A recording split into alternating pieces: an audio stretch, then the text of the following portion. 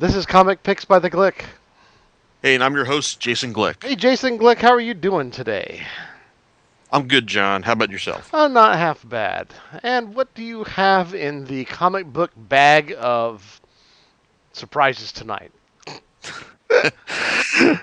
Okay, so tonight, as I promised last time, I like my copy of Cataclysm, The Ultimate's Last Stand, finally arrived, and it's like longtime readers and listeners will know that I've been a big fan of Marvel's Ultimate Universe pretty much since the day it was launched.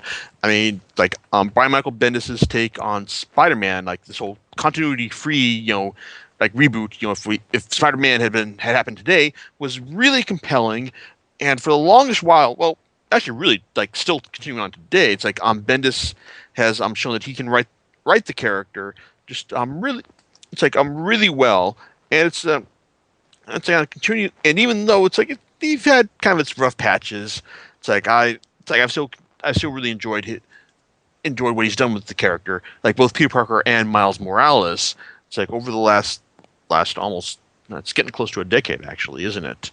Anyway, and even the other titles they've launched, like Ultimate Comics X-Men, Ultimate Comics Fantastic Four, the Ultimates, they've all been really, it's like generally pretty entertaining reads, and even did a good job for a while in convincing me that Mark Millar was a really compelling comic book creator. But anyway, it's like as things have gone on, it's like the appeal of the Ultimate Universe has kind of like had to suffer under its own continuity problems as well, because as the series goes on, I mean, as the universe goes on, I mean, it started off like being an incredible sales blockbuster all around, but then things started to fade, and then when that happens for any offshoot universe, well, people have to die. That's happened with the Ultimatum crossover by Jeff Loeb and David Finch, which by all accounts that I've read have basically said it is fucking abysmal, and I have done my best to avoid reading it, as well as Jeff Loeb's other contributions to the Ultimate Universe as well. And that was the first relaunch, and so we got a new, like, a relaunched Ultimate Spider-Man title, which basically continued on much as it had been, and a new and an Ultimate Avengers series, four of them from Mark Millar, a series of miniseries and all. Those, well, Ultimate Spider-Man continued to be good. Ultimate Avengers was, yeah, kind of really a real mixed bag, for the most part. And then eventually, like they just had the bright idea to just kill off Peter Parker, and then give us a new multi-ethnic Spider-Man and Miles Morales. That actually that event storyline turned out pretty well for Bendis's involvement, and then it led into Fallout, like a Fallout miniseries that showed you like what was going to happen next, and that led to guys like Jonathan Hickman taking on the Ultimates, Nick Spencer taking on the X-Men. While I enjoyed Hickman's take on the Ultimates much more than I was expecting to, he didn't stick around because Marvel had bigger and better plans for him, involving the Avengers and all. Then and Spencer eventually took off in favor of Brian Wood, while Wood's presence is more of a trading up than anything else for the most part. Sam Humphries and later Joshua Hale Fiakov really didn't capture Hickman's momentum. It's like in their takes on the Ultimates, and and as this has been going on, the it's like we've had other crossovers such as the Divided We Fall, United We Stand event. Yeah, all in the names of trying to get some more traction and remind people how good the Ultimate Universe can be. Well, that didn't work, and sales have continued to spiral down for both Ultimate X-Men and the Ultimates, even though Ultimate Comics Spider-Man turned out to be a pretty consistent seller with Bendis writing and Miles Morales as the protagonist. So now here we are at the latest chance to try and reinvigorate the Marvel Universe, Ultimate Marvel Universe, and this is the things have gotten basically so dire for the imprint that Marvel has actually gone and said, okay, hey, we said we'd never cross over the Ultimate Universe with the regular Marvel Universe, because if we had, that would mean we have run out of ideas for things. Well, that happened last a couple of years back with the Spider-Man miniseries, which had Peter Parker from the Marvel Universe meeting up with Miles Morales. That was good fun, but even if it basically it was kind of like the Ultimate Universe kind of jumping the shark right there. But now we've got an even bigger shark for the Ultimate Universe to jump with the appearance of Galactus, because in the Age of Ultron crossover, everyone in the Marvel Universe fucked with time travel so badly that it caused this all these space time problems that involved Angela from Todd McFarlane's Spawn series falling into the universe, and also Galactus from our universe basically transporting into the Ultimate Universe. So that's where we begin with Cataclysm: The Ultimate's Last Stand, but not quite, because the miniseries that sets up the title miniseries this collection takes its name from is called Hunger. See, it is just 4 issues of build-up from Joshua Hill Fialkov and artist Leonard Kirk. They seem to involve Rick Jones, who's basically like a cosmic powered wanderer. It's like, who is basically obeying the whims of the Watchers of the Ultimate Universe. Basically, coming face to face with the Kree Skrull War, or really the Kree Chitauri War, if you want to be proper about it, and also witnessing Galactus's birth into the Ultimate Universe and his absorption of the Galactus swarm from Warren Ellis's Ultimate Galactus trilogy. Because one thing about this series is that it draws upon just about everything that every Ultimate Marvel series that has been written so far, including at least one that I haven't read, that would be Mike Carey's Ultimate Vision series that I guess I probably should have read by now, but I can't really say that not reading it was that much of a deal breaker here. Anyway, Hunger is basically just you would say it's like, I would say it's like 4 volumes of build up, but it's just kind of like 4 volumes of Rick Jones just doing the whole hero shuffle, in the sense that he's trying to help save the universe, but he's also kind of like it's like he just wants to get a burger at Burger Shack. It's like, after being away from Earth for so long. I mean, I can understand. I mean, that opening sequence with him transforming like back to his normal human self, and I'm trying to get a burger there. It's like, it's good goofy fun, but for everything else that's done with the character, from his reluctance to saying like, why me? Why do I have to be the chosen guy who's to save the universe and all? To the it's like the appearance of the Silver Surfer, Captain Marvel's involvement, and Galactus. I mean, Galactus's involvement here is kind of a giant zero-sum game, in the sense that after he bonds with the Galactus swarm, I mean, he's bigger and deadlier and hungrier than he has been before, and he goes straight for the Kree homeworld. And it's like we get all this stuff happens, and then at the end it sets up what we knew was going to happen all along, which is that he goes to Earth in order to consume it, because it's the most energy-rich planet in the Ultimate Universe.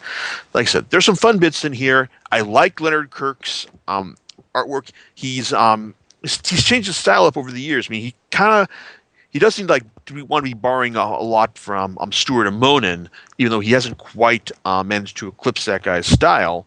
But he does get some good epic shots of space battles, and of Galactus. In fact, like this series is kind of like porn, if you like big epic money shots of how big Galactus can be in comparison to everyone else like around him.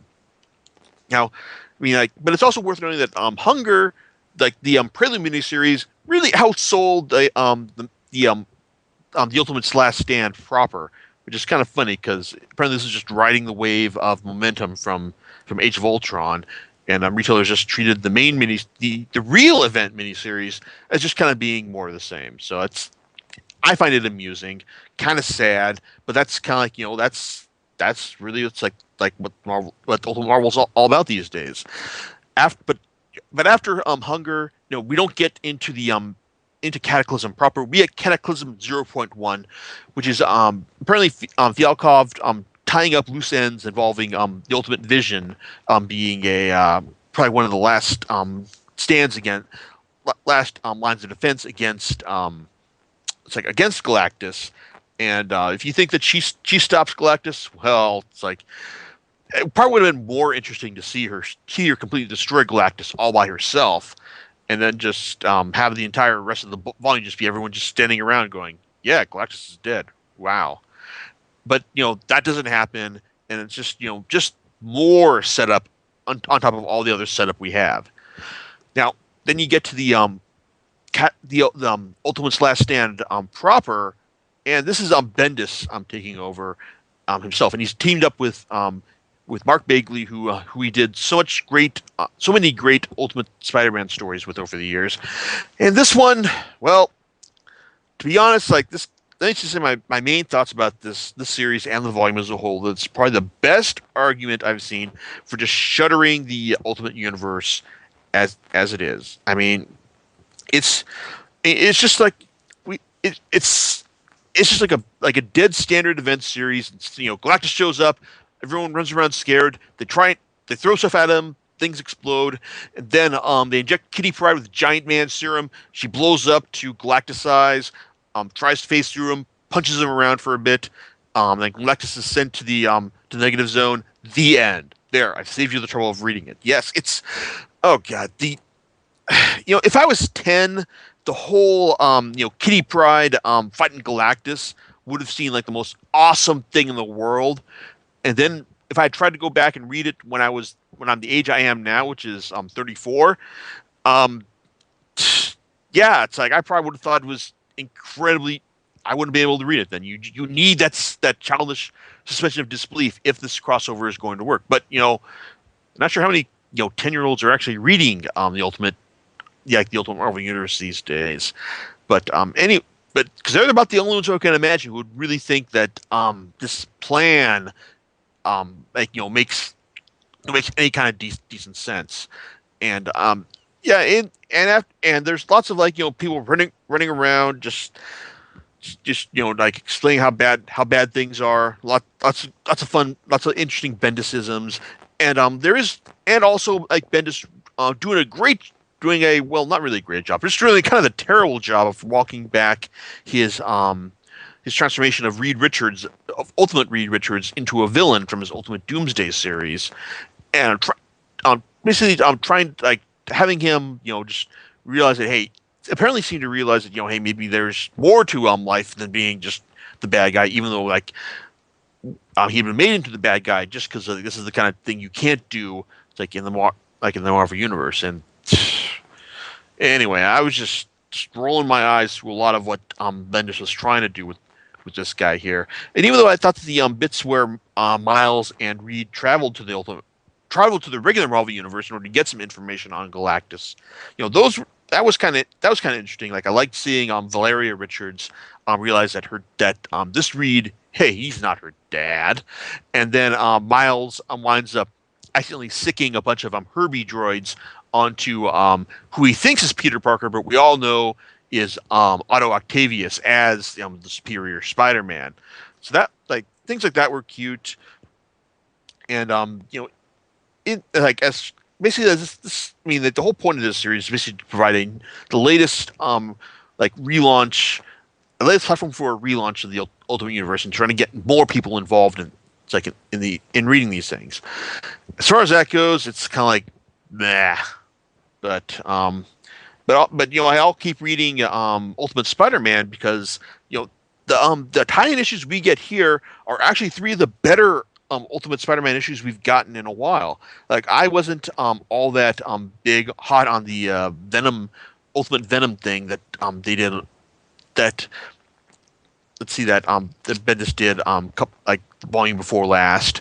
Um, and I also and the whole like Spider-Man No More, just kind of felt like, hey, we're burning through like these Spider-Man touchstones for Miles, even before it really feels like he's gone and earned them. Um, but the Ultimate Spider-Man tie-ins to this event do is is that Bendis does a great job of showing like you these this ground level view of these superheroes like Ultimate Spider-Man, Cloak and Dagger, Bombshell, Spider Woman. They're just dealing with this unimaginable horror of this giant world-ending creature coming down to feast on New Jersey and then the world, and then just them trying to save as many people as they can, even though it's like what they're going to do, what they feel like they're doing is almost pointless. It's like in the end, it's good stuff, and even though like Bendis burns through another Spider-Man milestone when Miles comes to try and rescue his dad, I still think it kind of works because the urgency of the situation probably would make Miles do what he does here. And there's going to be some interesting fallout with him and his dad, once the dust clears from this crossover. So really, Cataclysm, Ultimate Spider-Man, those three issues were really the highlight of this volume. And I don't know if they're going to be and you're not probably not going to be able to buy them separately because it's three issues and that makes a shitty trade paperback. So really, just go out and buy those single issues because they were great. The other two miniseries here, Cataclysm the Ultimates and Cataclysm Ultimate X-Men, are just kind of more filler than anything else. The Ultimates tiny issues involve has are these two are both written by Fialkov, and you know what? I guess for time killing action, Ultimates does all right because you've got Fury and the rest of the Ultimates matching facing off against Cult of Galactus, which is led by Ultimate MODOK, and they got the whole Borg. We're going to assimilate everyone into Galactus droids, and so you got the Hulk being like assumed into a Galactus style creature, Giant Woman being likewise assimilated, the Punisher, all these all these characters being assimilated, and Danny Ketch providing like commentary on his on his upbringing and just how he views the whole situation as well. I did get there were some fun bits to be had with Ultimate Hercules, who was apparently immune to the assimilation. How he just loves just fighting and beating the crap out of everyone, and just having stream this is just like a giant good old time for a god. Those are fun, and I also like the fact that artist Carmine Di Giandomenico's art actually looks a lot better in this oversized format compared to how kind of scrunched in it felt during the last volume of the Ultimates he did with Fialkov. So that's definitely a plus right there. I mean, you can really take or leave this series. I mean, it does imply he does set things up that to show that he's got some future plans for some of these characters, which are probably going to be explored in his now canceled Ultimate FF series. But hey, it's like for just like extra issues you get for this volume, it's like not bad. I could take or leave him. Same goes for the Ultimate X-Men issues as well. To be honest, I would have loved to have seen them just give these three issues over to Brian Wood for him to give a proper epilogue to his Ultimate X-Men run. But no, instead, Fialkov just basically has them following up on the fate of Ultimate Rick Jones from the Hunger miniseries, which I was just talking about. So you get like a couple of the Ultimate X-Men who are just teleporting over to Tian, to the remains of Tian, to try and figure out, just who survived its destruction. And wow, they wind up actually teleporting into the pocket dimension where Rick Jones and the Galactus Swarm wound up. And so we get Ultimate Rogue, coming to terms with, trying to prevent everyone from dying. Her and Rick Jones kind of hooking up, and it's just lots of action, not a whole lot of it's like real emotion or resonance or reasons why I should care about what's going on here. It's filler, um, but not kind of but not quite as action packed or let's see, or as I guess or as witty or as interesting as the Ultimates, which wasn't all that witty or interesting to begin with. So there you go. Anyway, to wrap things up, this there's the final issue is called Survive, which features some nice art from Joe Quinones, who's got his own clean style, but he's also like very reminiscent of Mike Allred, which allowed him to fill in for the artist on the FF on Matt Fraction's FF series from a while back. But Survive is basically just the basically exists just to set up the new status quo for the Ultimate Universe.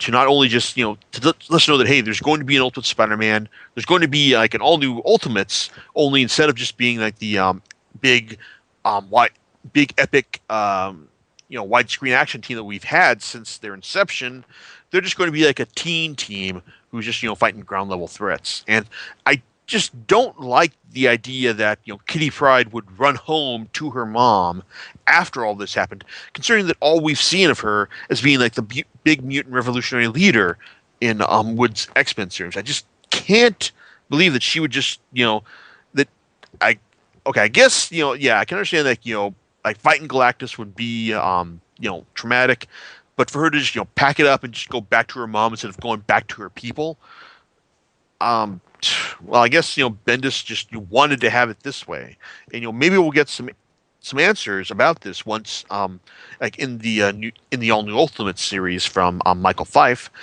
But I don't know. It's like I'm probably gonna keep reading the Ultimate Universe titles because I mean it's still Bendis writing Ultimate Spider-Man. There's not a good reason to stop there. I do want to see what Fife does with the Ultimates concept.